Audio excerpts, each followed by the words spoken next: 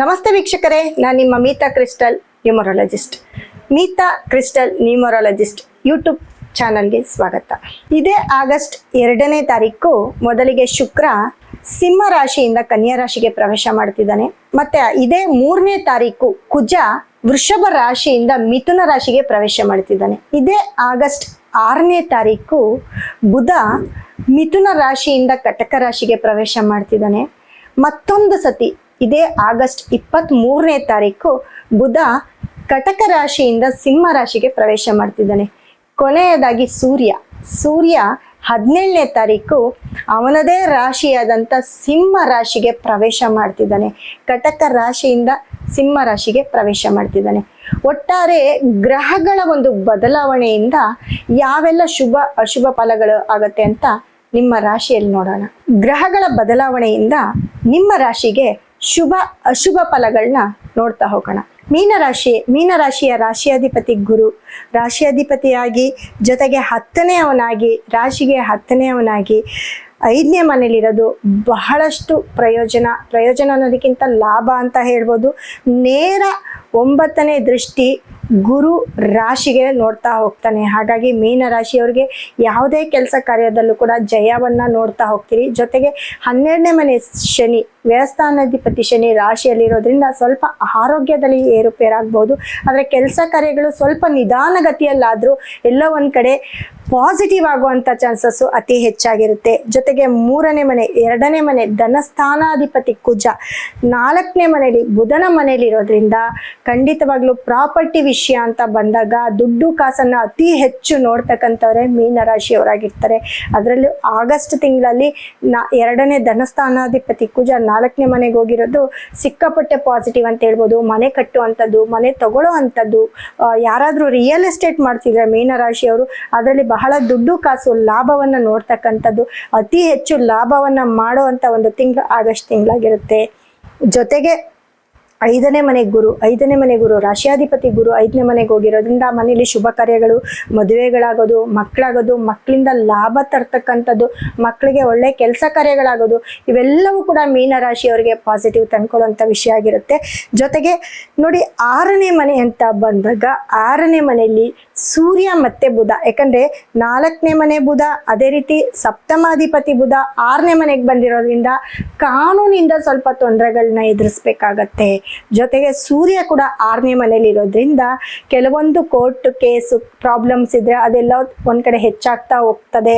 ಮತ್ತೆ ತುಂಬ ಬೇಕಾಗಿರೋರ ಹತ್ರ ಜಗಳ ಮಾಡ್ಕೊಳ್ಳೋ ಅಂಥದ್ದು, ಕಿತ್ತಾಡೋ ಅಂಥದ್ದು, ಜೊತೆಗೆ ಮನೇಲಿ ಯಾರನ್ನಾದ್ರೂ ಕಳ್ಕೊಳ್ಳೋ ಅಂಥದ್ದು, ಸಣ್ಣ ಪುಟ್ಟ ವಿಷಯಕ್ಕೆ ಅತಿ ಹೆಚ್ಚಾಗಿ ಜಗಳ ಮಾಡ್ಕೊಳ್ಳೋದು, ಮನಸ್ತಾಪ ಆಗುವಂಥದ್ದು, ಗೌರ್ಮೆಂಟಿಂದ ತೊಂದರೆಗಳು ಬರ್ತಕ್ಕಂಥದ್ದು, ನಿಮ್ಮ ಸಂಸ್ಥೆ ಅಥವಾ ನಿಮ್ಮ ಯಾವುದಾದ್ರೂ ಒಂದು ಬಿಸ್ನೆಸ್ ಅಂತ ಏನು ನಡೆಸ್ತಾ ಇದ್ದೀರಾ ಅದರಲ್ಲಿ ಎಲ್ಲ ಒಂದು ಕಡೆ ಲಾಸ್ ಆಗುವಂಥದ್ದು, ಅದಕ್ಕೆ ಅವಾಗವಾಗ ಗೌರ್ಮೆಂಟಿಂದ ಕಾನೂನಿಂದ ತೊಂದರೆಗಳು ಬರ್ತಕ್ಕಂಥದ್ದು, ಯಾವುದೇ ಒಂದು ವಿಚಾರ ರಾಜಕೀಯ ವ್ಯಕ್ತಿ ಆಗಿರ್ಬೋದು ಅಥವಾ ಬಿಸ್ನೆಸ್ಸಲ್ಲಾಗಿರ್ಬೋದು ಎಲ್ಲ ಒಂದು ಕಡೆ ಕಾನೂನಿಂದ ಬಹಳ ನೋವನ್ನು ಅನುಭವಿಸ್ತಾ ಇರ್ತೀರಾ ಅಂತ ಹೇಳ್ಬೋದು.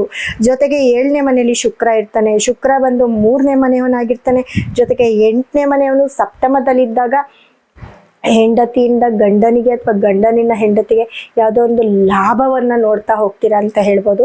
ಲಾಭ ಅಂತ ಅಂದರೆ ಯಾರಿಗಾದ್ರೂ ಅಥವಾ ವೈಫಿಂದ ಯಾವುದಾದ್ರೂ ಲಾಭ ಅಥವಾ ಹಸ್ಬೆಂಡಿಂದ ಯಾವುದಾದ್ರೂ ಲಾಭ ಆಗ್ತಕ್ಕಂಥದ್ದು, ಅಥವಾ ಪಾರ್ಟ್ನರ್ಶಿಪ್ಪಲ್ಲಿ ಏನಾದರೂ ಕೆಲಸ ಮಾಡ್ತಿದ್ರೆ ಅವ್ರ ಕಡೆಯಿಂದ ಒಂದು 50% ಲಾಭ ಆಗ್ತಕ್ಕಂಥದ್ದು, ಈ ಥರದ್ದೆಲ್ಲ ಅಂದರೆ ದುಡ್ಡು ಕಾಸು ಅಂತ ಬಂದಾಗ ಬೇರೆಯವರ ಮುಖಾಂತರ ನೀವು ಲಾಭವನ್ನು ನೋಡ್ತೀರಾ. ನಿಮಗೆ ನೀವು ಲಾಭ ನೋಡಕ್ಕೆ ಹೋದರೆ ಕಷ್ಟ ಆಗ್ತಾ ಇರುತ್ತೆ. ನಿಮ್ಮ ಪಾರ್ಟ್ನರಿಂದ ಲಾಭ ನೋಡ್ತೀರಾ, ನಿಮ್ಮ ವೈಫಿಂದ ಲಾಭ ನೋಡ್ತೀರಾ, ನಿಮ್ಮ ಹಸ್ಬೆಂಡಿಂದ ಲಾಭ ನೋಡ್ತೀರಾ. ನಿಮ್ಮ ಒಂದು ಇನ್ವೆಸ್ಟ್ಮೆಂಟ್ ಏನಿರುತ್ತೆ ಅದು ಹಾಗೆ ಕಟ್ಟಾಗ್ತಾ ಇರುತ್ತೆ. ಯಾಕಂದರೆ ರಾಶಿಯಲ್ಲಿ ಶನಿ ಇರೋದ್ರಿಂದ. ಸೊ ರಾಶಿಯಲ್ಲಿ ಶನಿ ಇದ್ದು ಜೊತೆಗೆ 6ನೇ ಮನೆಯಲ್ಲಿ ಸೂರ್ಯ ಮತ್ತು ಬುಧ ಕೇತು ಇರೋದ್ರಿಂದ ಎಲ್ಲೋ ಒಂದು ಕಡೆ ಕೆಲಸ ಕಾರ್ಯಗಳಲ್ಲಿ ಕೈ ಹಾಕ್ತಿರ್ತೀರಾ. ಆದರೆ ಎಲ್ಲೋ ಒಂದು ಕಡೆ 75% 75% ಕೆಲಸ ಆಗಿರುತ್ತೆ, 25% ಫೈಲೂರ್ ಆಗ್ತಾ ಇರುತ್ತೆ. ಆ ಕೆಲಸ ಕಾರ್ಯಕ್ಕೆ ಬಹಳಷ್ಟು ತಲೆ ಕೆಡಿಸ್ಕೊಂಡಿರೋದು ಉಂಟು. ಜೊತೆಗೆ 12ನೇ ಮನೆ ರಾಹು ಬಹಳಷ್ಟು ತೊಂದರೆಯನ್ನು ಕೊಡ್ತಾನೆ. ಕುಟುಂಬದಲ್ಲಿ ಕಲಹವನ್ನು ತಂದು ಕೊಡ್ತಕ್ಕಂಥದ್ದು, ಕುಟುಂಬದಲ್ಲಿ ಆರೋಗ್ಯ ಸಮಸ್ಯೆಯನ್ನು ಉಂಟು ಮಾಡ್ತಕ್ಕಂಥದ್ದು, ಅಂದರೆ ಅನಾರೋಗ್ಯಕ್ಕೆ ಈಡಾಗ್ತಕ್ಕಂಥದ್ದು, ತಾಯಿ ಆಗಿರ್ಬೋದು ಅಥವಾ ನಿಮ್ಮ ತಂದೆ ಆಗಿರ್ಬೋದು, ಮಕ್ಕಳು ಅಂತ ಬಂದಾಗ ನೋಡಿ 5ನೇ ಮನೆ ಅಂತ ಹೇಳಿದೆ. 5ನೇ ಮನೆಯಲ್ಲಿ ಗುರು ಇರೋದ್ರಿಂದ 5ನೇ ಮನೆ ಅಧಿಪತಿ ಚಂದ್ರ ಕೂಡ ಎಲ್ಲೋ ಒಂದು ಕಡೆ ನಿಮಗೆ ತುಂಬ ಅಂದರೆ ನಿಮ್ಮ ಮನಸ್ಥಿತಿಯನ್ನು ಕೆಡಿಸುವಂಥದ್ದು. ಆರೋಗ್ಯ ವಿಚಾರದಲ್ಲಿ ಬಹಳ ಕೇರ್ಫುಲ್ ಆಗಿರಬೇಕಾಗತ್ತೆ. ಮೀನರಾಶಿಯವರು ಅತಿ ಹೆಚ್ಚು ಸಮುದ್ರ ಸ್ನಾನ ಅಥವಾ ಹರಿಯೋ ನೀರು ಸ್ನಾನ ಮಾಡಿದ್ರೆ ತುಂಬ ಒಳ್ಳೆಯದಾಗುತ್ತೆ.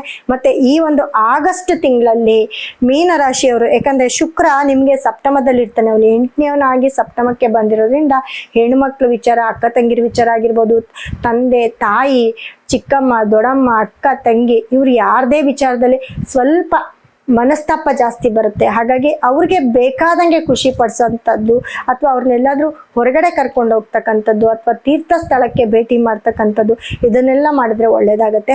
ಜೊತೆಗೆ ರಾಶಿಯಾಧಿಪತಿ ಗುರು ನಿಮಗೆ 5ನೇ ಮನೇಲಿ ಇರೋದ್ರಿಂದ ನೀವು ಅತಿ ಹೆಚ್ಚು ಗುರುಗಳನ್ನ ಯಾರನ್ನಾದ್ರೂ ಆರಾಧನೆ ಮಾಡ್ತಕ್ಕಂಥದ್ದು ಅಥವಾ ದಕ್ಷಿಣಾಮೂರ್ತಿಯ ಒಂದು ಫೋಟೋವನ್ನು ನಿಮ್ಮ ಮನೇಲಿ ಇಟ್ಟು ಪೂಜೆ ಮಾಡ್ತಕ್ಕಂಥದ್ದು ಮಾಡಿದ್ರೆ ಎಲ್ಲೋ ಒಂದು ಕಡೆ ನಿಮ್ಮ ಪ್ರಾಬ್ಲಮ್ ಕ್ಲಿಯರ್ ಆಗ್ತಾ ಬರ್ತದೆ ಅಂತ ಹೇಳ್ಬೋದು. ಜೊತೆಗೆ ಶುಕ್ರ ಸಪ್ತಮವನ್ನು ನೋಡೋದ್ರಿಂದ, ಯಾಕಂದ್ರೆ ಸಪ್ತಮಾಧಿಪತಿ ಬುಧನ ಒಂದು ಮನೆಯಲ್ಲಿ ಶುಕ್ರ ಇದ್ದು, ಶುಕ್ರ ನೇರ ದೃಷ್ಟಿ ನಿಮ್ಮ ರಾಶಿಯನ್ನು ನೋಡೋದ್ರಿಂದ ನಿಮ್ಮ ಮನೆಯಲ್ಲಿ ದುಡ್ಡು ಕಾಸು ಅಂತ ಬಂದಾಗ ಸ್ವಲ್ಪ ಡಿಲೇ ಆಗ್ಬೋದು. ಅದೇ ದುಡ್ಡು ಕಾಸು ಕೂಡ ನಿಮ್ಮ ಕೈ ಸೇರ್ತಕ್ಕಂಥದ್ದು.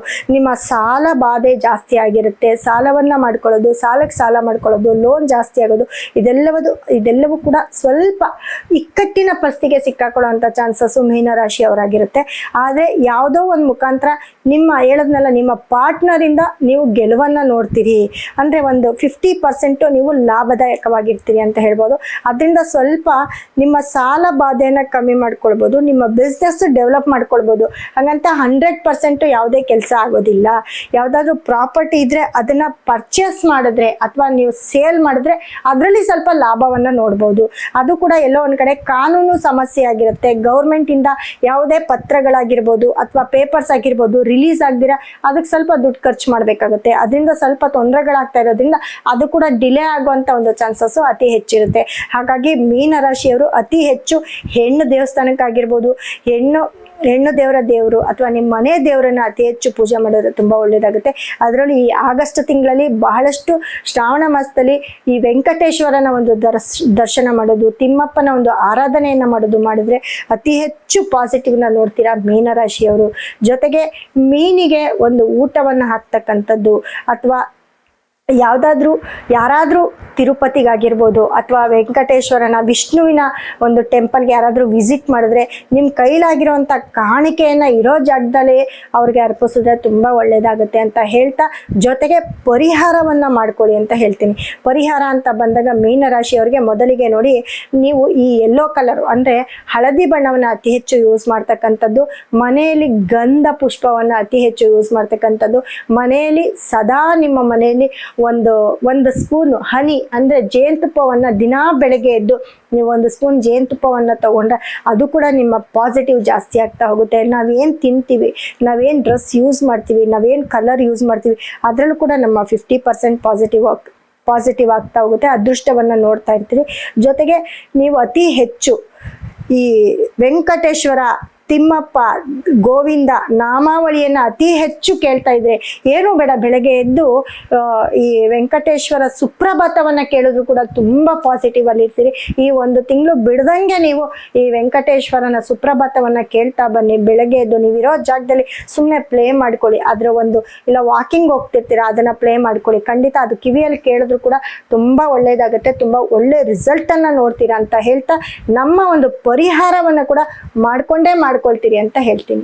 ಎಲ್ಲರೂ ಕೂಡ ಈ ಆಗಸ್ಟ್ ತಿಂಗಳಲ್ಲಿ ಲಕ್ಷ್ಮೀ ಪೂಜೆಯನ್ನ ಮಾಡ್ತಾ ಇರ್ತೀರಾ. ಈ ಲಕ್ಷ್ಮೀ ಪೂಜೆಗೆ ನಿಮಗೆ ಬಹಳಷ್ಟು ಅನುಕೂಲ ಆಗಲಿ, ಸದಾ ಲಕ್ಷ್ಮಿ ನಿಮ್ಮ ಮನೇಲಿ ಇರಲಿ ಅಂತ ಈ ಒಂದು ಸ್ಟೋನನ್ನು, ಶುಕ್ರ ಗ್ರಹದ ಒಂದು ಸ್ಟೋನನ್ನು ನಮ್ಮ ಸಂಸ್ಥೆ ಕಡೆಯಿಂದ ನಾವು ನಿಮಗೆ ಕೊಡ್ತಾ ಇದ್ದೀವಿ. ನೀವು ಎಲ್ಲೇ ಇದ್ರೂ ಇದು ಆನ್ಲೈನ್ ಮುಖಾಂತರ ಆಗಿರ್ಬೋದು ಅಥವಾ ನಮ್ಮ ಒಂದು ಸಂಸ್ಥೆಗೆ ಭೇಟಿ ನೀಡಿ ಇದನ್ನು ತಗೊಳ್ಬೋದು. ಇದನ್ನು ಒನ್ಸ್ ನಿಮ್ಮ ಮನೇಲಿಟ್ಟು ಪೂಜೆ ಮಾಡಿದ್ರೆ ಖಂಡಿತವಾಗ್ಲೂ ಈ ವರಮಹಾಲಕ್ಷ್ಮಿ ಹಬ್ಬದ ದಿನ ಈ ಶುಕ್ರನ ಒಂದು ಸ್ಟೋನನ್ನು ನಿಮ್ಮ ಮನೆಯಲ್ಲಿಟ್ಟು ಪೂಜೆ ಮಾಡಿದ್ರೆ ಶುಕ್ರ ಸದಾ ನಿಮ್ಮ ಮನೆಯಲ್ಲಿ ವಾಸವಾಗಿರ್ತಾನೆ. ಜೊತೆಗೆ ನಿಮ್ಮ ಮನೆಯಲ್ಲಿ ಸಕಲ ಸಂಪತ್ತು, ಐಶ್ವರ್ಯ ಕೂಡ ತುಂಬಿ ತುಳುಕ್ತಾ ಇರುತ್ತೆ. ನೋಡಿ, ಜೊತೆಗೆ ನಿಮ್ಮ ವೈಯಕ್ತಿಕ ಜಾತಕವನ್ನ ಒಂದು ಸತಿ ನಮ್ಮ ಒಂದು ಸಂಸ್ಥೆ ಮುಖಾಂತರ ನೀವು ಪರಿಶೀಲನೆ ಮಾಡಿಸ್ಕೊಂಡ್ರೆ ನಿಮ್ಗೆ ಯಾವ ಒಂದು ದಶಭುಕ್ತಿಗಳು ನಡೀತಿದೆ, ಗ್ರಹಗಳ ಅನುಪಸ್ಥಿತಿ, ಸ್ಥಿತಿಗತಿಗಳು ಹೇಗಿದೆ ಅಂತ ನೋಡಿ ನಿಮ್ಗೆ ಏನ್ ಬೇಕೋ ಆ ತರ ಒಂದು ವಿಶೇಷವಾದ ಒಂದು ಸ್ಟೋನ್ ಮತ್ತೆ ಬ್ರೇಸ್ಲೆಟ್ ಮುಖಾಂತರ ನಿಮ್ಮ ಯಾವುದೇ ಸಮಸ್ಯೆ ಇದ್ರೂ ಪರಿಹಾರವಾಗಿ ನಮ್ಮಲ್ಲಿ ಸಿಗುತ್ತೆ. ಜೊತೆಗೆ ನಿಮ್ಮ ಒಂದು ವೈಯಕ್ತಿಕ ಜಾತಕವನ್ನ ನಮ್ಮ ಸಂಸ್ಥೆ ಮುಖಾಂತರ ನೀವು ಪರಿಶೀಲಿಸ್ಕೊಂಡ್ರೆ, ನಿಮ್ಮ ಆನ್ಲೈನ್ ಮುಖಾಂತರ ಆಗಿರ್ಬೋದು ಅಥವಾ ನೇರ ಸಂಪರ್ಕದಲ್ಲಾಗಿರ್ಬೋದು, ನಿಮ್ಮ ಒಂದು ಸತಿ ನಿಮ್ಮ ಜಾತಕವನ್ನ ಪರಿಶೀಲನೆ ಮಾಡಿಸ್ಕೊಳ್ಳಿ. ನಿಮಗೆ ಯಾವ ಒಂದು ದಶಭುಕ್ತಿ ನಡೀತಾ ಇದೆ, ಗ್ರಹಗಳು ಯಾವ ರೀತಿ ಇದಾವೆ ಅನ್ನೋದನ್ನ ಪರಿಶೀಲನೆ ಮಾಡಿ ನಿಮ್ಮ ಒಂದು ಸಮಸ್ಯೆಗೆ ಪರಿಹಾರವಾಗಿ ನಾನು ಕೆಲವೊಂದು ಬಹಳ ಉಪಯುಕ್ತವಾದ ಒಂದು ಸ್ಟೋನು ಮತ್ತೆ ಕ್ರಿಸ್ಟಲ್ಗಳನ್ನ ಕೊಡ್ತೇನೆ. ಅದನ್ನ ನೀವು ನಿಮ್ಮ ಜಾತಕವನ್ನ ಪರಿಶೀಲನೆ ಮಾಡಿಸ್ಕೊಂಡಾಗ ತುಂಬಾ ಚೆನ್ನಾಗಿ ವರ್ಕ್ ಆಗುತ್ತೆ. ನಿಮ್ಮ ಒಂದು ಉದ್ಯೋಗ ಅಥವಾ ಯಾವುದೇ ಸಮಸ್ಯೆ, ಆರೋಗ್ಯ ಅಥವಾ ಏನು ನಿಮ್ಮ ಧನ ನಷ್ಟ, ಧನ ಹಾನಿ, ಯಾವುದೇ ಒಂದು ಕೆಲಸದ ಒಂದು ನೇಮು ಫೇಮು ಎಲ್ಲದಕ್ಕೂ ಕೂಡ ನಾನು ಕೊಡೋ ಅಂಥ ಸ್ಟೋನ್ ಯೂಸ್ ಮಾಡಿದ್ರೆ ಖಂಡಿತ ನಿಮ್ಗೆ ಒಳ್ಳೇದಾಗುತ್ತೆ ಅಂತ ಹೇಳ್ತಾ ಧನ್ಯವಾದವನ್ನು ತಿಳಿಸ್ತಾ ಇದ್ದೀನಿ.